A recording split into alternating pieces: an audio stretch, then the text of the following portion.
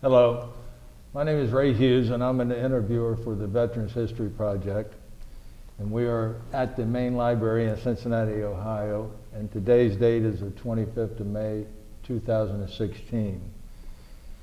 And today we're speaking with Arnold Halcomb, who is a World War II veteran. And this is actually a second interview today. We had just finished interviewing Arnold's brother, Howard, just immediately before this. But Arnold, I'll ask you the same questions. Boy, I can't answer them the same way.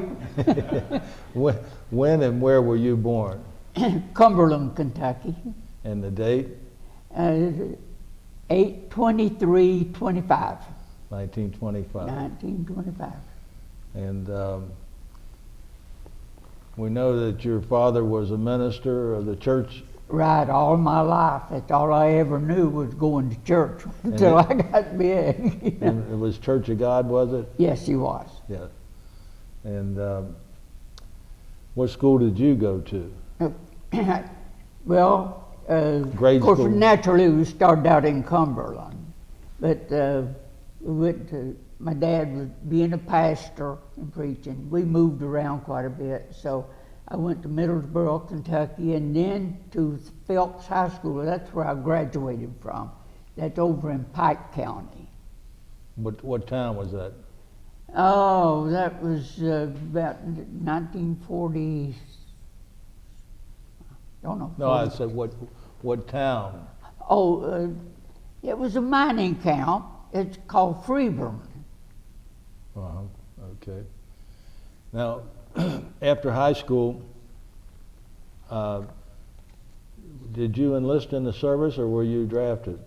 Well, I had two brothers in service, and I was getting up at the age, at that time, I know they're gone, and I don't know what's happening. And I thought, what are they doing in there and I'm doing out here? And I aggravated the draft board to death to draft me, and they kept saying, well, don't worry, you're going. And next time I'd talk to them, don't worry, you're going.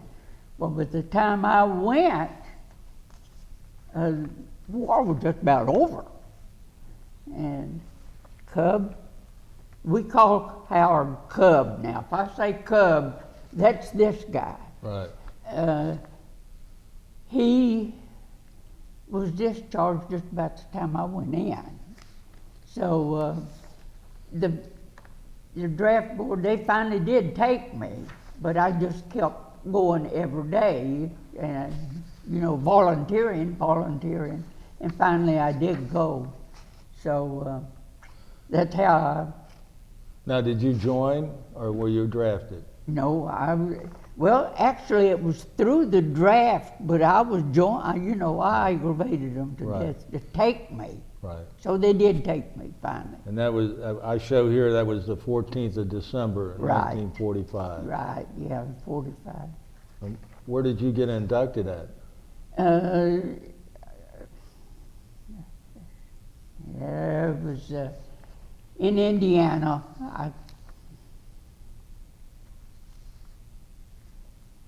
I can't remember the little camp that I was, but I didn't stay there very long. I went straight down to Columbia, South Carolina, where I took my basic training. What camp was that? Camp Lee, Virginia. Camp Lee. Camp Lee? Camp Lee, Virginia. Oh, in Virginia. Yeah, what did I say, North Carolina? Yeah. He went to North Carolina, got me all mixed up. No, I took mine in Camp Lee, Virginia. That's down and around Richmond. Right. And after basic training, where did you go to then? Basic training, I went to Fort Lewis, Washington, where I took my advanced mechanical training. I had been an automobile parts clerk right after high school. You asked what I did then. I worked in a garage, and with that on my record, that is why they sent me to the mechanical school. and that was in Fort Lewis, Washington. And after you finished your training as in auto mechanics, where did you go? And what I went right back to South Carolina, Fort Lewis, or Camp Lee, Virginia. Virginia.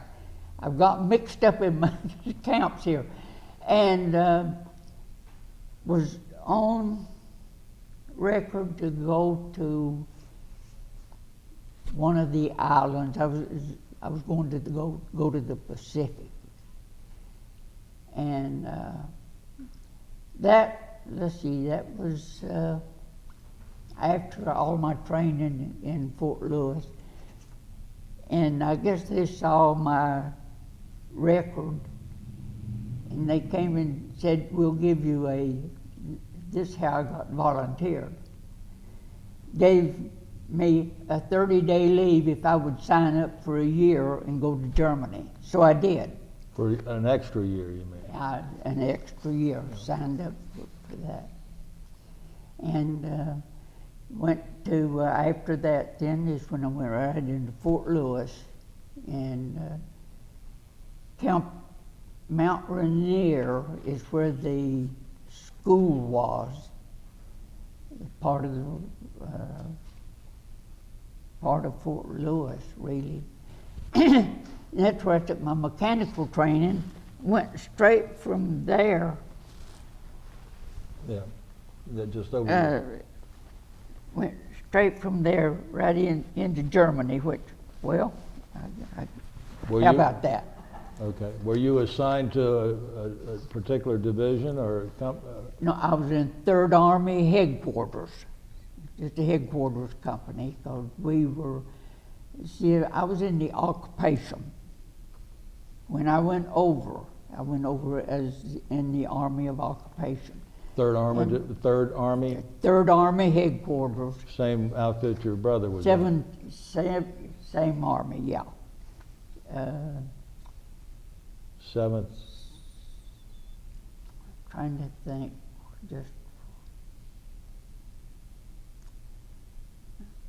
I don't know, I lost my train of thought what I was going to tell you there. Anyway, I went with the 3rd Army headquarters and assigned to the 1795th Labor Supervision. So we were over, we were over the people that, we were just supervisors, really. So we were given different things to do, and I was assigned to the motor pool simply because I had all the automotive training. Mm-hmm. And we just maintained vehicles.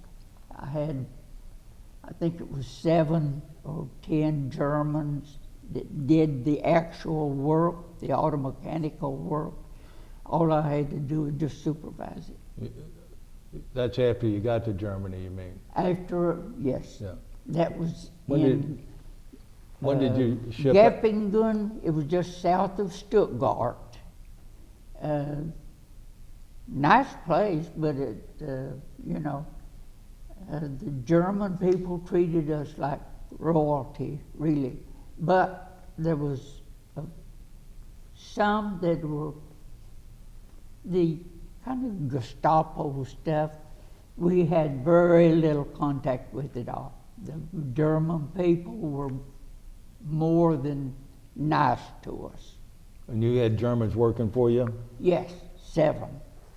7 Germans, and we had a company of Polish soldiers that did our guard work and all that kind of stuff. Mm. And that's around Stuttgart? Just Stuttgart. We were just south of, I think, like 20 kilometers or something south of Stuttgart. And this is probably when, about June of 6? Oh, it was from 45 to 46 when I got out. It was right there in Stuttgart, really. When you were at Stuttgart, you got there in what, 1946? Well, 45, or yeah, April, I think, maybe, in 46. Okay. And left December of 46. Okay. Did you have much contact with the German people downtown and the villages? Limited, because you couldn't fraternize, that was out. But it wasn't that we couldn't say anything or do anything. I loved the German people for their lifestyle and how they treated us, because I was just a small company now in that town. There was only 10 of us that controlled the guard work and stuff all around us, and we could come and go at will. Didn't have guard duty for us, for the 10 that was there as supervisors. We didn't have to pull the guard duty except a couple times, which I've got one story about having to pull guard duty. I was just a young kid, and I went over there, and being over the people, I wasn't in that much danger, but we had to be cautious. So one of our boys had, he always told me it was accidental because it happened before I got there, but I didn't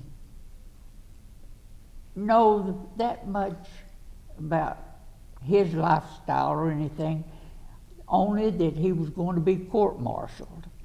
And my captain came in, the company commander come in, and he laid a big 45, Army issue 45 pistol, everything laid on my desk, said, "You're first." I, "First for what?" He said, "We've got to guard Duckworth. We've got to send him to the hospital and guard him because they're taking him to wherever they were going to court-martial him." And here I am, you know, Army 45, big as I was. That was a big thing. And going to the hospital with him, taking him there, he kept looking at me and looking at that gun. And it kind of, I was a little bit itchy. When we got to the hospital and walked in, he was standing in front of this big door there. He said, "Are you any good with that pistol?" I said, "I don't know." And after a while, he said it again. And I said, "Why, you want to find out?" All you know, I'm scared. And he finally shrugged it off. I guess he thought, well, he might be good with it, and he might not be good. But am I going to do it or am I not? And I thank God he didn't do it, because they finally come and got him and took him out. But that's the worst thing I had to do when I was over there.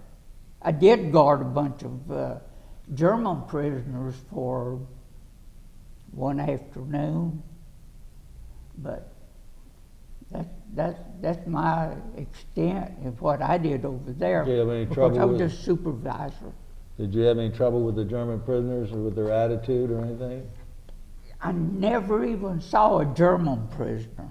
The ones that I guarded that one afternoon, yeah, they was on the work detail, and I didn't speak to them, and they didn't speak to me. I see. While you were over there, were there any problems with the Russians? I never saw one. Mm-hmm. Never saw one. They were all out. We wasn't even close to them. I see. Was there any worries, though, about them at the time you were there? Any what? Any worries about the Russian army? You know, we didn't hear much about it. Mhm. Really didn't. There were 10 of us guys in the company, and we each had a specific thing to do. One was over the supply, one was a cook, one was a company clerk, and one was a truck driver, and I was a motor sergeant, and that's what we did, and we were just family. But we never heard anything, no news. I never heard any news at all. Wasn't interested, really. Did you have any tanks or anything around you in that area? No, just regular motor pool vehicles and things of that nature? We took, the biggest thing that I had to take care of was what we call a 6x, if you know what a 6x was. The big truck, yeah, that's the biggest thing I had. Did you go into the town of Stuttgart much? Yeah. You have much dealings with the civilians? No, they're friendly. I could get out here and walk down the street here and walk, what I can remember walking down the street in Stuttgart, I wouldn't be able to tell the difference. No, they were friendly with us. So you actually didn't stay there that long, though, did you? No, about 10 months. And you got transferred back again? I got it. No, they were letting a lot of people out at the time. Everybody was mustering out. And I completed my year that I had, and that was it. I see. And where did you go from your occupation duty there? And that's all I did. You had to be, where did you get stationed at next? So, Fort Dix, New Jersey is where I was discharged from. when were you discharged? When or where? When? 46, December 22nd, I think it was. Of 46? Mm-hmm. Well, you went into service, though. 45, early part of 45. I thought you signed on for an extra year. I did. That was all included in that. Because I had just completed training,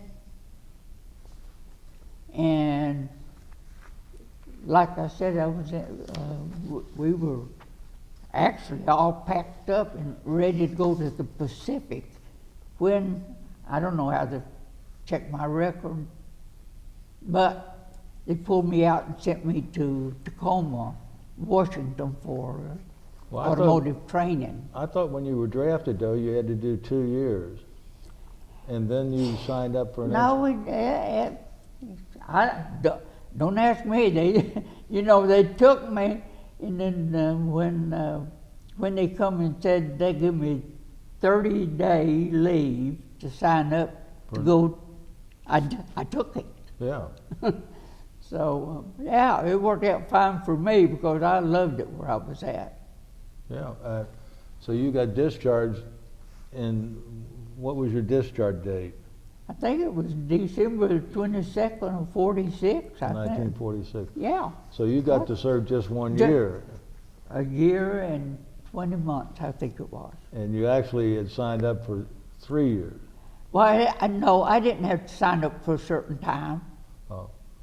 But you agreed to do an extra year there. Oh, yeah. That's what I meant by that. That's what I had to serve when I come back, So how long did you stay at Fort Dix then? 2 days, 3 days. And then where? Home. Oh. Yeah. That's, well, you were very fortunate then. I was. And to be honest with you, for years, I never felt that I deserved anything. I didn't feel like a veteran. I didn't feel like anything because I did not. Well, I had my 2 brothers already in front of me and knowing what they were doing, and I didn't have to do any of that. I just felt unnecessary. until I went on that honor flight thing to have and seeing everything and talking to everybody.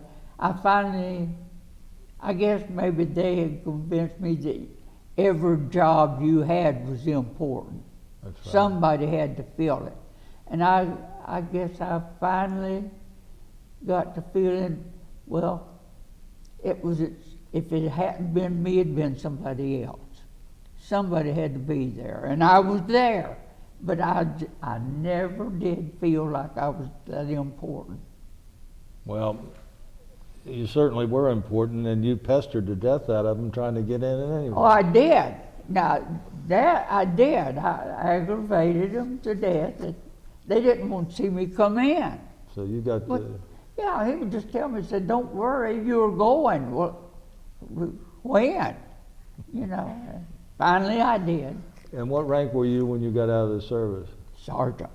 So you joined and went through all your training, got shipped overseas, and in less than a year All of that, and then out.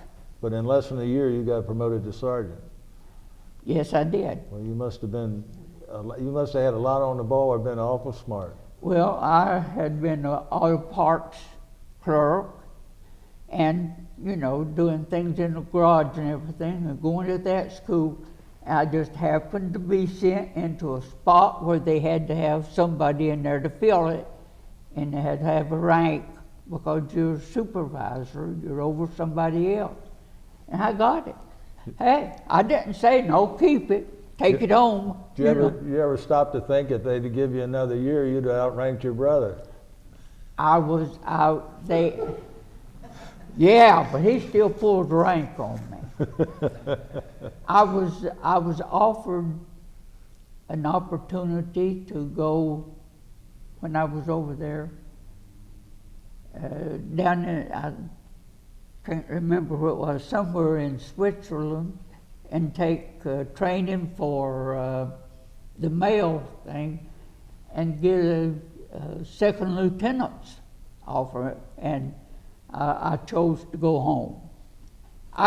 Had I been service-minded, I guess, or maybe felt a little bit important or something, I might have gone on to do the other, but I didn't. I was offered the deal to go and come be a second lieutenant.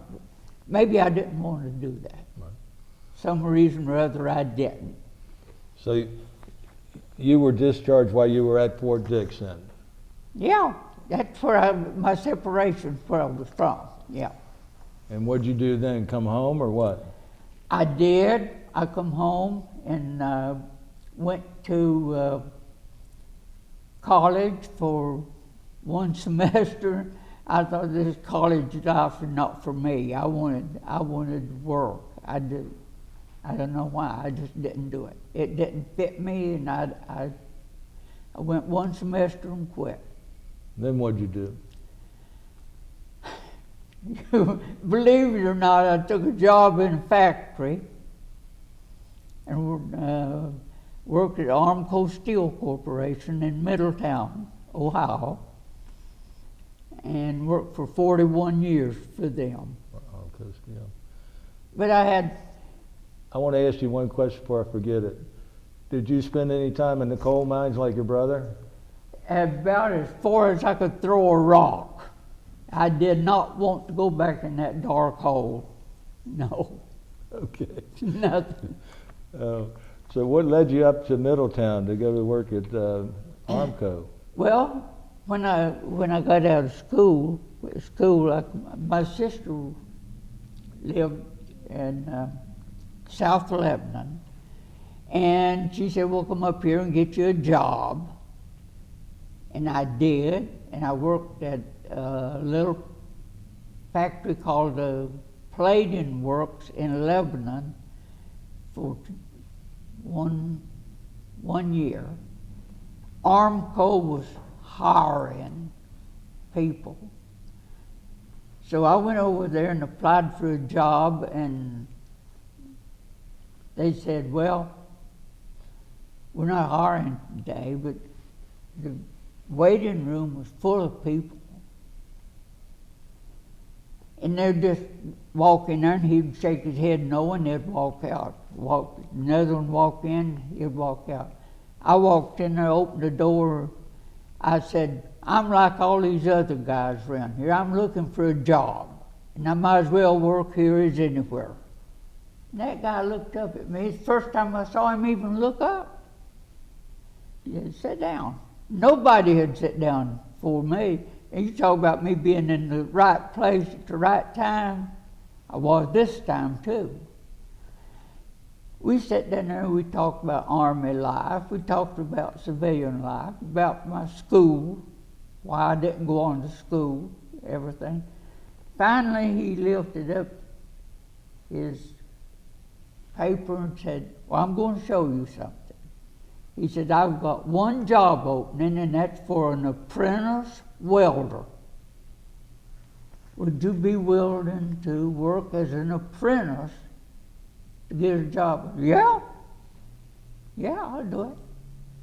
Worked for 41 years for him. Outstanding, outstanding. Seemed like everywhere I went, they just said, yeah. I mean, I was at the right place at the right time. We didn't talk about your married life. It was a mess first time. I was married twice, and I had one son. By your first married? Yes. And we divorced. I'm not complaining. I'm not saying one way or the other. But we divorced. I stayed single for 14 years. Married my wife now, and I've got 2 children, a boy and a girl. My son, he's got a boy and 2 girls. His son has just been accepted into West Point. Oh, wow. My daughter's, she's got 3 girls. Her oldest girl she will be a junior in college this year. So. And what's your wife's name? Anna Doris Halcomb. And what was her maiden name? She was a carpenter. Carpenter. Mm-hmm. And your wife's still living? Yeah, she's living. I see. That's about all I'm taking care of her. She's in a wheelchair. Is she? Yeah. And she's 89. And you say you played golf like your brother also, huh? I love to, but I couldn't play with him.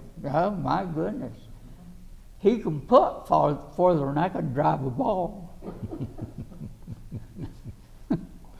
Oh, Lord. That, Brian, Pat, I'm sorry, Pat Allen. I told you I couldn't top this guy.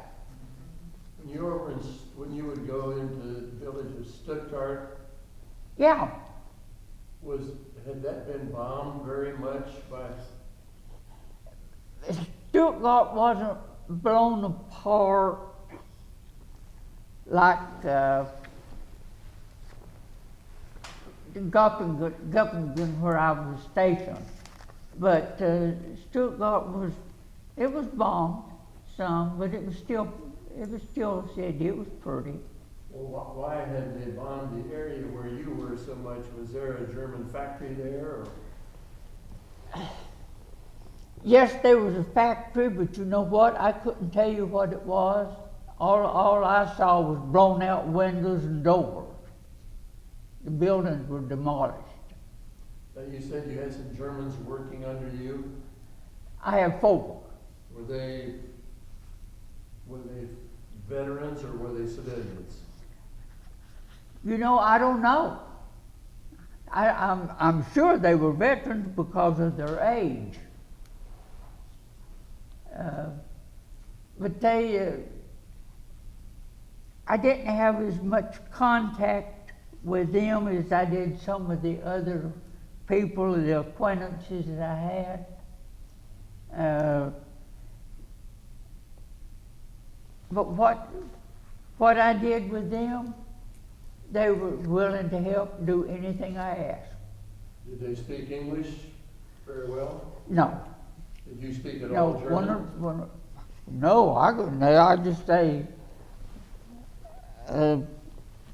hello, goodbye, and, you know, show them, we had to keep our records and everything, and just show them what we wanted done, and, no, they were just real cordial, fine people. We had 2 interpreters working for us.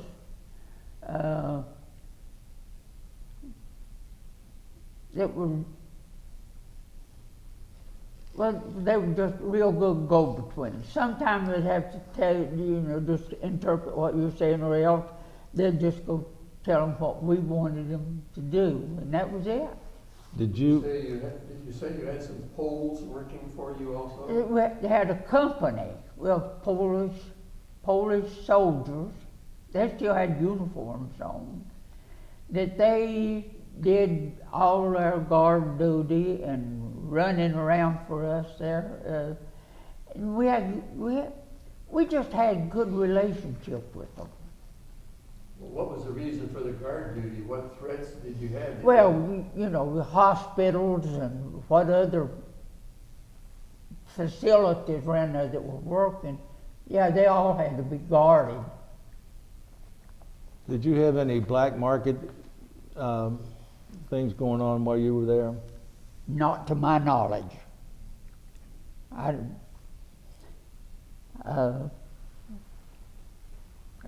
don't know of any, really. Did you ever run across any people that had been like Gestapo men or anything of that nature? No, I think they kept us guarded from that type.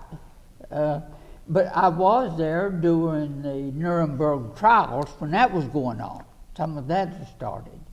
And they were there, but I did not have any contact with them. Did you ever visit any of these concentration camps or anything like that? No, I wasn't close. Yeah. I wasn't close to them. But, anything else, Pat? Brian? I had a question. During the war, you said your dad traveled a bit. Did you stay in one town for most of the war? No. My dad, he was usually, if you know anything about the church business, it's overseers over certain things, and he was one of them, and he would move every 2 years. I mean, I don't know if we ever stayed at any place over 2 years, and we were jerked around from school to school, and yeah, it isn't easy, but. How many was still in the family? You had 2 brothers that were away during the war. One brother younger than me, and the one brother 2 years older than me.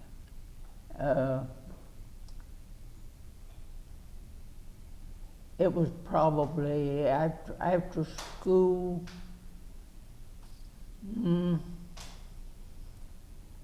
No, it was very, very close to the time he graduated. He went in service. Now I worked, like I said, I had come up here and lived with my sister. I worked on farms and things till school, then go back to school when I was young enough, and then went right straight into service. I was wondering, were you able to keep in contact with your 2 brothers who were? Oh, letters is all. Just writing letters. That's the only way we never had any restrictions of any kind. I was wondering, with your father being a religious figure and stuff, did he have any certain views about the war going on? Only, he always listened to as much of the news as he could. And about the only thing that I can ever remember him saying about it is to pray for our soldiers. Pray for our soldiers. That was the big thing. And What about when they dropped when the Japanese attacked Pearl Harbor? Do you remember that as a boy? Yes, I do remember that. Where were you and what were you doing? I was in the car with him. With- I know exactly where I was and what we were doing. We were going from in Cumberland there. We owned our own home, Dad and Mom, you know, always owned our own home and maintained that, kept it. And we was moving from, not really moving, but we were going, visiting or some reason or other, we were going to this other church that we were going to move to shortly. And I was right crossing the mountain at Whitesburg, Kentucky when that happened, when we heard it.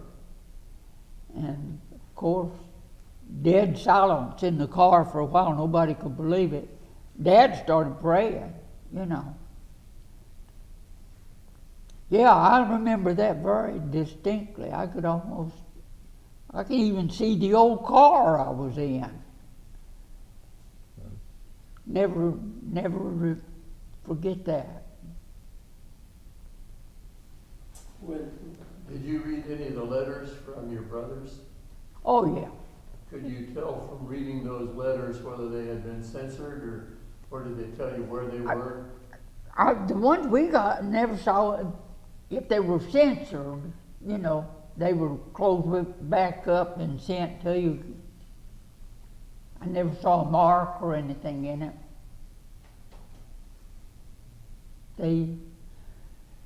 I'm sure everything that came from over there was censored, but they never marked out anything of theirs. Wouldn't get too many letters from them. What was your other brother doing during the war?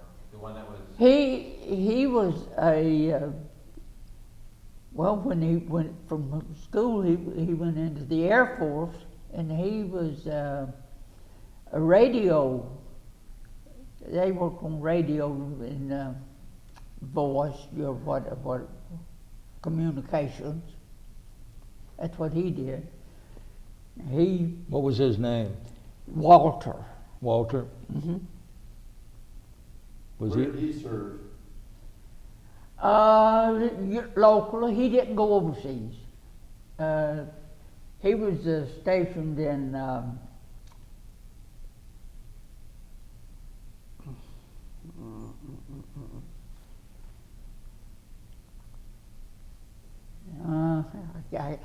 it's just out from Chicago. What?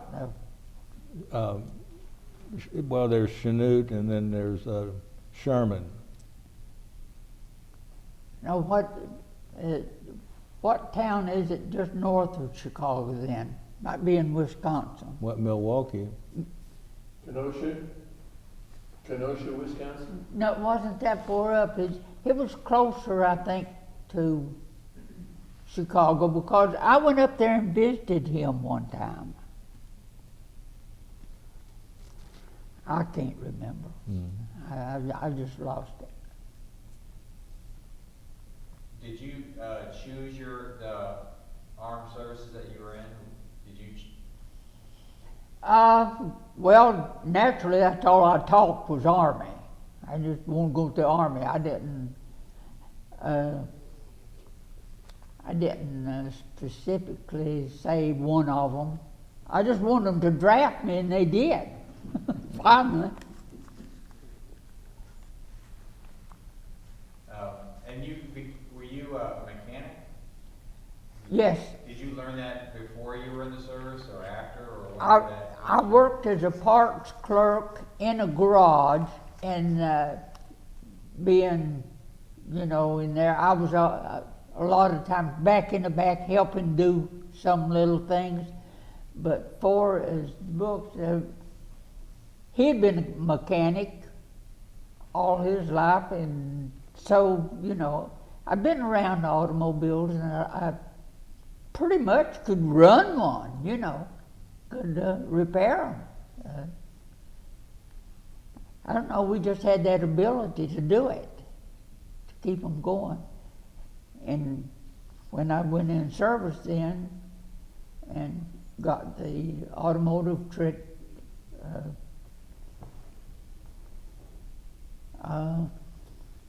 automotive schooling in, went overseas and they put me over the motor pool.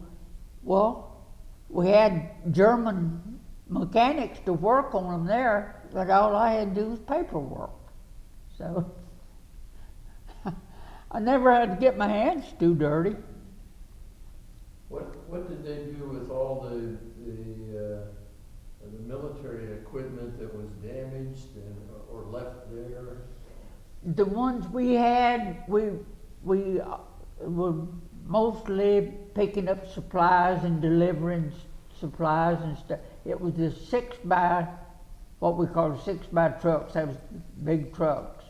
But what did they do with the damage beyond repair? Did they take those to scrap yards? You know, yeah, they must have, because I never saw one. I never saw one. Didn't you say that you thought you were going over to the Pacific Theater? I had my bags packed. We had our duffel bags packed and set down there. And evidently they'd been going through the records, you know, and he saw where I had been a parts clerk. And it was a major.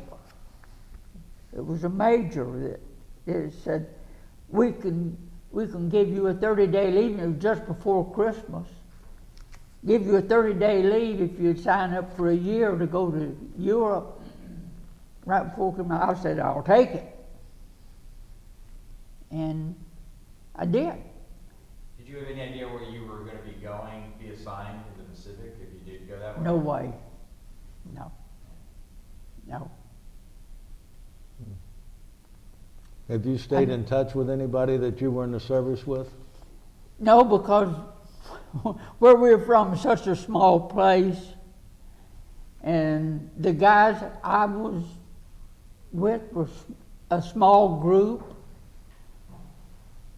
and they were from, I think it was Texas, most of them. 3 of them was from Texas. One was from New York. One was from, I think, West Virginia. It would have been the closest one to me. And there's some way or other, we just wasn't that close. We just wasn't that close. In fact, my lifestyle, I'll be honest with you, didn't match up to them. Some of them were pretty rough boys. I guess Texas and stuff, they think they're pretty mean. I didn't. There was 2 boys that I really associated with, and they felt about the same way I did. They didn't want that kind of lifestyle either. So that's where I am. Pat, do you have any other questions? Brian? Anyone else? But I thank the country, you know, for,